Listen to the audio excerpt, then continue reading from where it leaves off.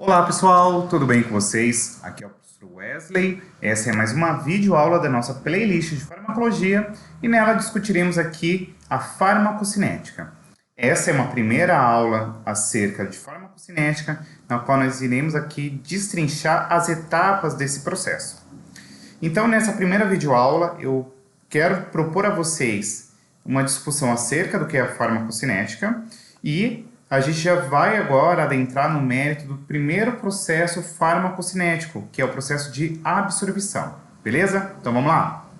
Bem, quando a gente pensa no processo denominado como farmacocinética, é você pensar na cinética que um determinado medicamento, uma determinada droga vai passar no organismo.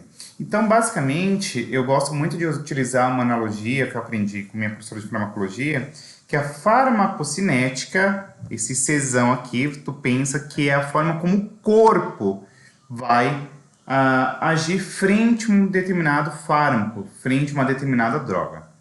Embora percebam que eu utilizo o termo fármaco ou droga, é importante vocês saberem a distinção entre um e outro, que a gente já discutiu lá na primeira videoaula do nosso curso de farmacologia. Então vamos lá. A ideia central é que quando você pensa em um determinado fármaco, você tem que pensar que ele vai entrar por uma determinada via, seja ela parenteral ou enteral. E por sua vez, esse fármaco ele precisa passar por uma série de várias barreiras biológicas, para por sua vez ser distribuído pelo organismo, metabolizado e por fim excretado.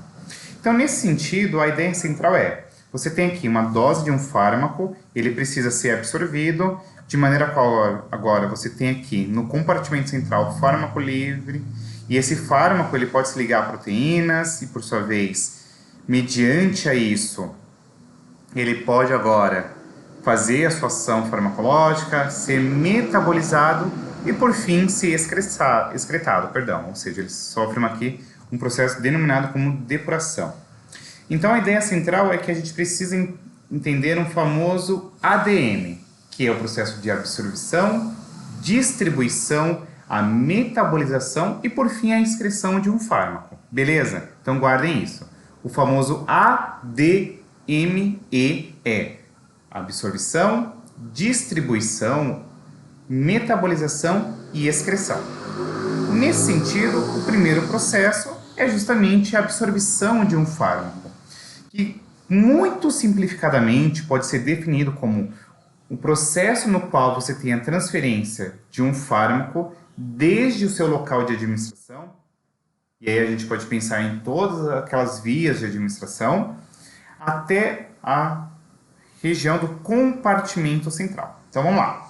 Vamos pegar, por exemplo, um fármaco que tenha sido administrado por via oral. Então você tem aqui a dose oral, e aí você chega, por exemplo, aqui nos enterócitos, isto é, aquelas células que fazem ali parte do intestino.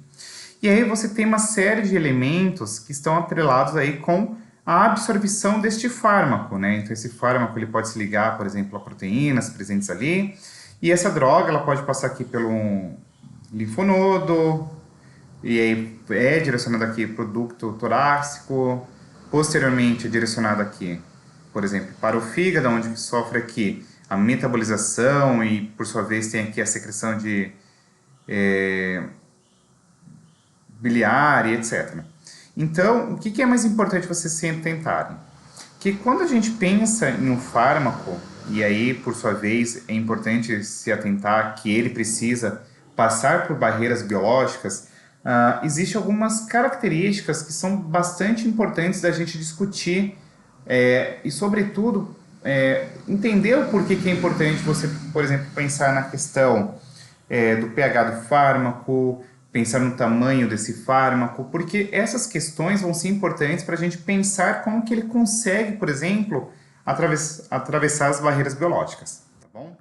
Então, vamos lá. Vamos pensar aqui, por exemplo, em um processo de absorção de gordura. Então, você tem aqui uma gordura, e aí, por sua vez, você tem aqui uma emulsão, e por sua vez, isso daqui precisa ser emulsificado, e aí você tem a ação de colipases, lipase, fosfolipase para formar quimicelas. E isso é importante para que a gente consiga, por exemplo, entender como que um fármaco ou, por exemplo, um uma determinada molécula biológica vai atravessar aqui as barreiras biológicas, como que, por exemplo, ela está aqui associada com o enterócito, como eu falei para vocês, aquela célula presente aí no intestino, e aí, por sua vez, ó, esses tipos de moléculas aqui lipídicas, elas vão, por exemplo, atravessar aqui as barreiras biológicas da membrana plasmática e aí vai comunicar-se com todo um aparato de organelas aqui, como o retículo endoplasmático, complexo golgiense, para formar vesículas e, por sua vez, ser direcionado, por exemplo, para um linfonodo ou, eventualmente, cair aqui na corrente sanguínea. O mesmo raciocínio, quando a gente pensa na absorção de gordura, é você pensar como que a gente vai agora transpor isso para um medicamento, para um fármaco.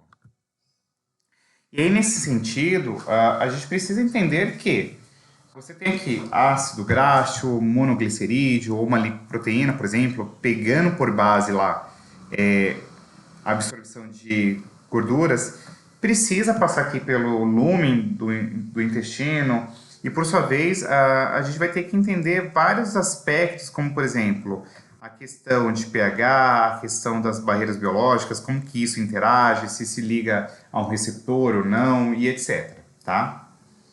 Então, o aspecto mais importante é a gente agora adentrar no mérito das membranas biológicas. Aqui não se lembre, as membranas biológicas são aqui formadas por uma bicamada, né?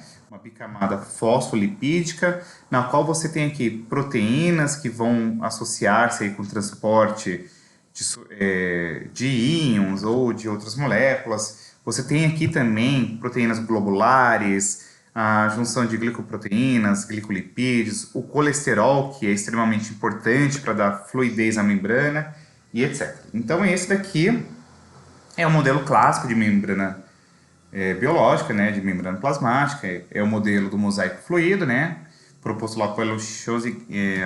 agora fugiu o nome dos dois pesquisadores, o Matthias e o Schoellender, eu acho que 1800 e alguma coisa. Então, o que é importante a gente se atentar mais em especial? A própria estrutura tridimensional da membrana plasmática e os componentes bioquímicos presentes nela vão ser bastante importantes para a gente pensar como que um fármaco vai interagir com essas membranas e, por sua vez, como que ele vai ser transportado através delas. E, nesse sentido, a gente tem lá os transportes clássicos através de membrana, né? Nós temos os transportes passivos. Aqui, não se recorde, são aqueles transportes que não há necessidade de gasto de energia química, né? Então, sobre a forma de ATP. E tem-se aqui o transporte ativo, que ele pode ser primário ou secundário, né? Que a gente também chama de transporte acoplado. Um aspecto bastante importante a ser trazido a vocês aqui, como novidade, é que quando a gente comenta de transporte passivo, ele é não estereoespecífico, não são saturáveis, e por sua vez, esse transporte ele não é sujeito à inibição. Em contrapartida, o transporte ativo e, em especial aqui, a difusão facilitada, que é aquela que você depende aqui de um transportador, são estereoespecíficos, isto é, se ligam a coisas específicas, são saturáveis, isto é, vai ter o limiar máximo ali que consegue transportar, e, por sua vez, eles são sujeitos à inibição, isto é, você eventualmente pode utilizar um determinado fármaco para inibir o transporte de uma determinada substância, tá? Como modalidade de transporte passivos, nós temos aqui o transporte paracelular, a difusão e a difusão facilitada. E aí, no transporte ativo, nós temos aqui o transportador ABC, a bomba de sódio e potássio, cotransportadores LSC, que a gente vai discutir nas próximas aulas, tá bom? A ideia central é que quando a gente pensa em transportes através de membranas, são as modalidades pela qual a membrana plasmática consegue fazer aí a internalização ou a externalização de determinadas substâncias.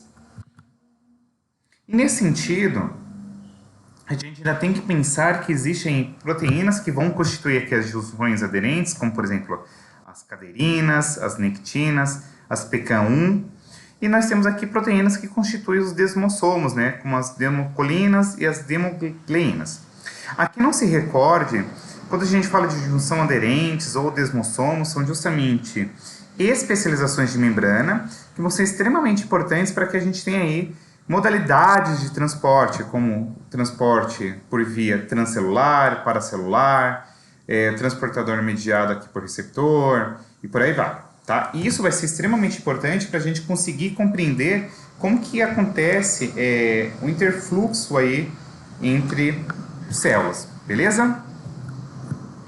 E nesse sentido, isso daqui é extremamente importante porque na hora que a gente pensa na absorção de fármacos, por sua vez, a gente vai ter que entender toda essa dinâmica atrelada, por exemplo, aos mecanismos pelos quais a membrana plasmática propicia o transporte de uma determinada substância. Então, por exemplo, você tem aqui essas aquaporinas do tipo 4, né? São receptores que conseguem aqui fazer o transporte de água, mas por sua vez nós temos outras situações aqui, outras proteínas que estariam associadas, por exemplo, com transporte paracelular, transcelular, como a Claudina 5, as PECANs, nós temos aqui as Tiger Junctions, né, as junções de junção, as junções aderentes e por aí vai. As zonas de oclusão, que são justamente essas especializações basolaterais e por aí vai.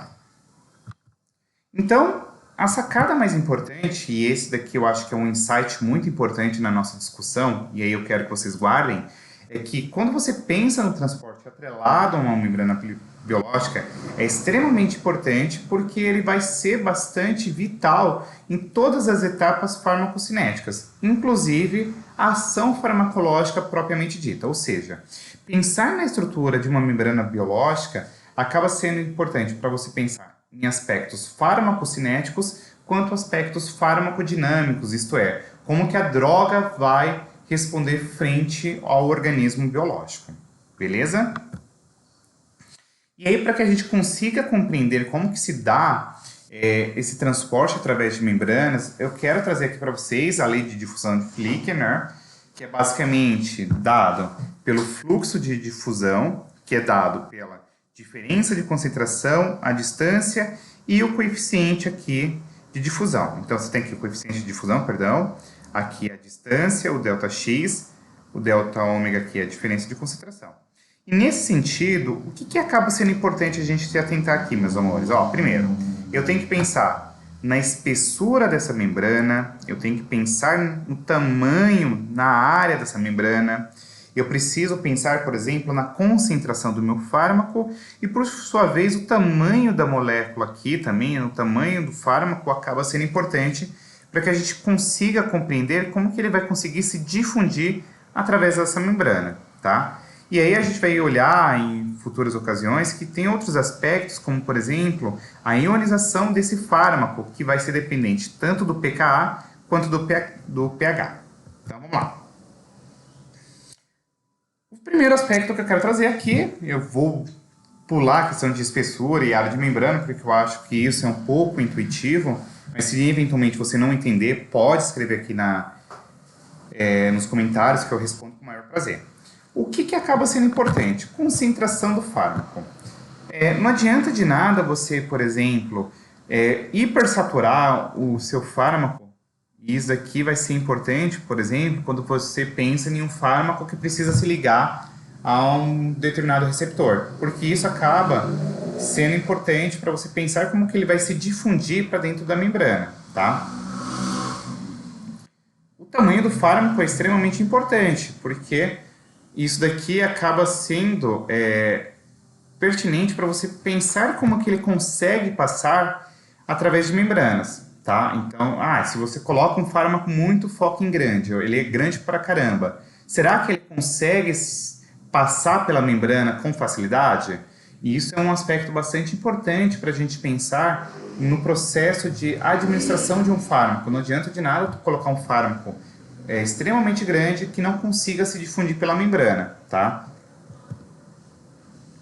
A gente tem que pensar, por exemplo, também em um aspecto bastante pertinente, que é o potencial de ligação ao hidrogênio do fármaco. Você vai falar, tá, não entendi bulhufas. Então vamos olhar essa figurinha aqui para você entender. Ó. Você tem aqui a corrente sanguínea, você tem um fármaco e a capacidade que ele tem de estabelecer por exemplo, uma ligação com hidrogênio aqui, acaba sendo bastante importante, por exemplo, para que ele consiga atravessar membranas biológicas. Então, você tem aqui o fármaco no intestino, por exemplo.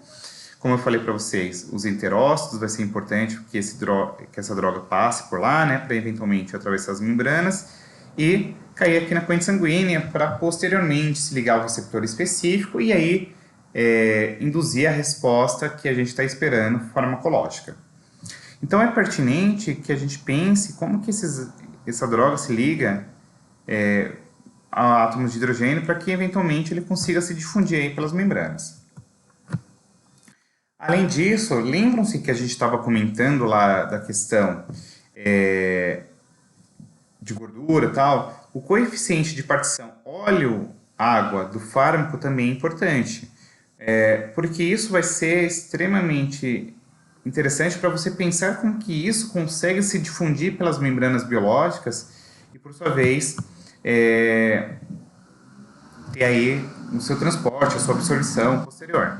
Então aqui, quando a gente tem aqui essa fórmula, né, quando é menos 3 ele é muito hidrofílico, ou seja, tem uma alta afinidade com a água, ou quando ele tem um log P menor do que mais 10, ele é extremamente hidrofóbico, tá?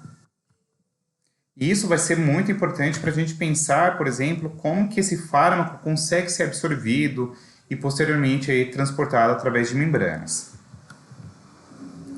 E aí, nesse sentido, a gente precisa agora pensar tamanho de fármaco, potencial de ligação ao fármaco e o coeficiente de partição óleo-água.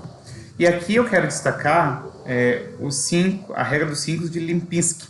Tem que apresentar uma massa molecular abaixo de 500 kDa, ou seja, não pode ser um fármaco muito grande, senão isso daqui não acaba sendo interessante. Tem que apresentar aqui até 5 regiões doadoras de hidrogênio, até 10 regiões aceptoras de hidrogênio e tem que ter um log P menor do que 5. Isso vai ser o que a gente procura num fármaco para que ele consiga se transportar aí com facilidade através de membranas. Por sua vez, é pertinente destacar que o pH do meio e o pK do fármaco é extremamente importante para que a gente consiga entender como que ele vai conseguir, por exemplo, ser ionizado ou não ionizado. Então, por exemplo, você tem aqui um ácido fraco, não ionizado, se ioniza, e ele tem um pK igual 4,4. Aí aqui no plasma tem um pH igual 7,4, no suco gástrico igual 1,4. E aí, para você entender essa questão, você usa aqui a equação de Henderson-Hausebach. O pH é igual ao pKa, perdão, mas o log da forma ionizada pela forma não ionizada.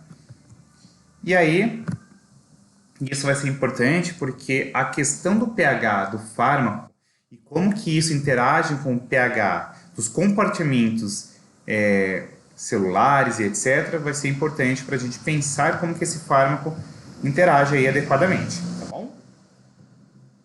E aí você sempre vai se basear com a equação de Henderson-Hausebach e, deixa eu ver, por fim, essa é a primeira parte. Eu passei um pouquinho mais rápida, mas eu espero que vocês tenham entendido, que tenha ficado claro. Então a gente tem que pensar em tamanho de fármaco, questão do pH, pKa, a questão da concentração, a questão do tamanho dessa membrana e etc. Tá bom? Como literatura base, eu utilizei esses 4 livros. Claro que esse primeiro aqui, ó, esse último, perdão, As Bases Farmacológicas da Terapêutica de Goldman e Dillman, é a Bíblia Sagrada da Farmacologia. Assim, é bem hardcore, é para quem quer aprofundar, assim, ficar o creme brulee da farmaco. E aí eu recomendo que vocês usem o Rendindaler porque ele é mais palpável, beleza? Se você tiver gostado, deixe o seu like, curta, compartilhe, se inscreva no canal. Um super beijo e até a nossa próxima videoaula. Fui!